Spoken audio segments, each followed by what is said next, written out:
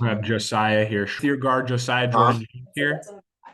You have questions for Josiah again, just like for coach, please use the hand raise function and wait to be called on. I know someone's got a question for Josiah. We'll start with Ben McKee. Josiah, what's it been like watching Dalton here this season down the stretch of games like Wisconsin and Georgia, kind of those last 6-7 minutes where he just takes over the basketball game? Yeah, it's been a lot of fun. It's been no surprise, just because I'm here with him daily. I see the work that he puts in, and I'm a witness to it daily in practices and workouts and everything like that. But I'm just happy that he's able to do it on the biggest stage, like we know he's capable of, and I'm looking forward to seeing him do it down the SEC stretch as well. What do you feel like allows him to come up clutch and thrive in those moments? I would just say his confidence. He's somebody who lives in the gym. He prides himself on his work, and when you get in those moments with the lights on, the popcorn's popping, like the only thing you can count on is your work and the work that you've put in up until that point. And so I'd just say it's a testament to how hard he works. Paige. Hey, Josiah. So the last couple of games you've had, they've been kind of quiet offensively. Kind of what is your mindset in these games, especially when you go up against Florida, who is an offensive team? Kind of what's going on as of right now and how you're kind of trying to get out of that? Yeah, just staying confident. Like I said, just trusting in my work and, not deferring from the plan. We always have a game plan, and I'm always going to be aggressive. And I know that I have the next shot mentality. My coaches and my teammates have faith in me to score the ball at a higher clip. And I know I will. And so I'm just going to stay confident and trust in the work that I put in. Grant. Josiah, what do you think this team learned the last two games on the road? I know you've been on plenty of road trips and seen a lot of stuff, but specific to this team and the ups and downs that those two games had. Yeah, I would just say just knowing that we're going to get every team's best shot, because a win against us is going to look good on any team's resume when it comes time for tournament time. And so just knowing that we got to be prepared for every team's best effort night in and night out, especially on the road in hostile environments. But it's also shown us that, we're resilient in both of the games. We were able to battle back. We were only able to win one of them. But, it just shows that we have a lot of toughness and a lot of grit. But we got to stop putting ourselves in such big holes. But I'm glad we were able to come out of that road trip 1-1. Reese. Hey, Josiah, what changes defensively when you transition from facing a team that hunts the three to one that's trying to get to the rim, like Florida? Yeah, I would just say our help on the backside and up front. Just, knowing Florida wants to get the ball up quick and get shots up quickly. So we got our transition defense has to be great. And our transition defense starts with our offense, not giving up too many silly turnovers. They like to score off of turnovers. They have a high points per game in that category. And so just taking care of the ball and also just knowing personnel will be key for this next game. Mike.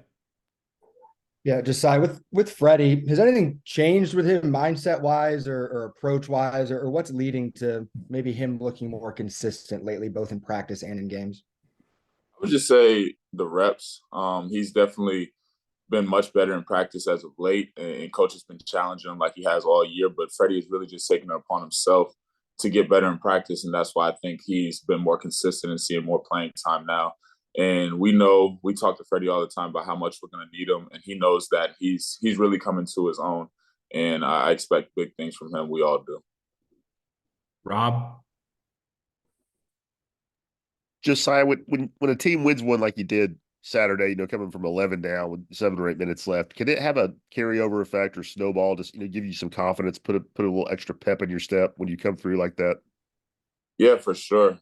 Just knowing that, a lot of teams, when that type of adversity hits, it would be easy to fold. It'd be easy to say the game's over, especially in a hostile environment like we were playing in. But, our back against the wall, we chose to stick together and we were able to come out on top. And it's definitely gives us a boost of confidence going into this next game. But we also have to realize that, like I said, we're going to get every team's best shot, and we have to try and avoid those type of deficits that late in the game.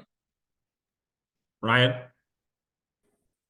Is Zakai playing at the highest level you've seen him in his career? And, what does it say about him to come back from an injury and not only get back to the level that he was at, but even improving without having an off season?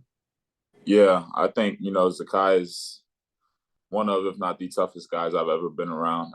He's definitely playing at a really high level, SEC Player of the Year type level. And I think his story is just one of resilience and toughness, and that's what he provides. He's our leader when it comes to that, and he provides so much both on and off the court for us. We rely on him heavily, and he loves it. He embraces it, and I think, like I said, he's playing at a SEC Player of the Year level. Got time for a few more. If you have another question, again, please use the hand raise function. We'll try to get back to you. We'll go back to Reese. Hey, Josiah, after the game, Dalton said on the big three hit, he said that both guys went under the screen so he could hit that three. I'm wondering from your perspective, because you probably guard him in practice, when he's in the zone like that, how hard is it to get a screen coverage to slow him down?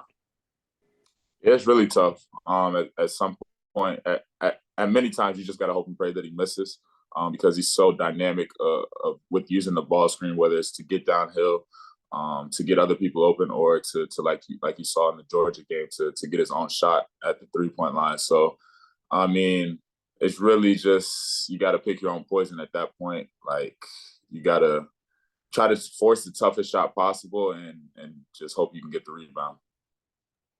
Paige. Josiah, I mentioned earlier about needing to stop getting yourselves in such big holes in these games, but what have you all learned about yourself from the Ole Miss game to the Mississippi State game? I just think that, like I said, we're going to get every team's best shot, and we have to be prepared for that on a nightly basis. And it shows that we're a tough group of guys that can battle back, battle through adversity, which we'll need down the stretch in the SEC as SEC play keeps coming. And I think it'll be great. I think the first 3 games that we've had in SEC play will be great for us down the stretch. Ben.